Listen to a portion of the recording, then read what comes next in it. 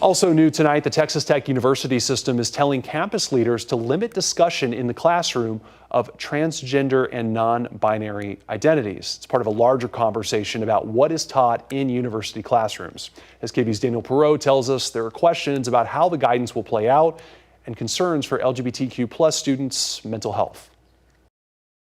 In a first for higher education in Texas, Texas Tech leaders ordering faculty at its 5 universities to limit classroom discussion of gender identity. In a letter, Chancellor Ted Mitchell referenced a recent executive order from President Trump, a letter from Governor Greg Abbott, and a new state law that says there are only 2 genders for the collection of statistics, telling faculty they must comply with these laws in the instruction of students within the course and the scope of their employment. And it's an overreach that's entirely based on a political agenda.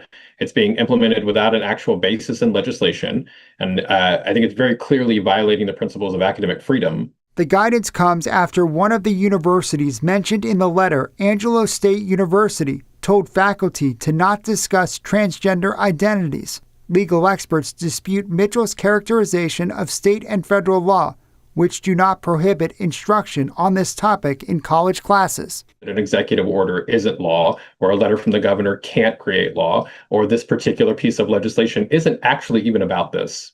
ACLU of Texas staff attorney Chloe Kemp called the new guidance cruel and discriminatory, adding the Constitution requires and Texans deserve free and open learning environments in institutes of higher education. This move is just going to continue to increase hostility towards LGBTQ+ people, isolate students, and make folks feel like they're not welcome in Texas. Speaking at the Texas Values Faith Fest on Friday, Governor Greg Abbott called bills passed on this topic common sense. It's a restoration of core values of who we are as, I started to say Americans, who we are as humanity, who we are as people.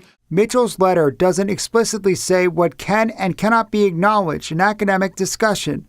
The memo cites recent developments at other universities, likely a reference to the controversy at Texas A&M University, where a professor was fired after a video recorded by a student showed her talking about gender-related content in a children's literature course.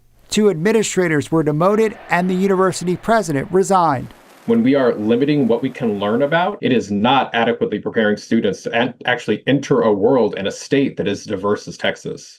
Advocates say the new guidance jeopardizes students' education, sense of belonging, and freedom. Daniel Perot, KVUE News. Groups like the Foundation for Individual Rights and Expression say restrictions like the ones implemented at Angelo State this week fly in the face of the First Amendment.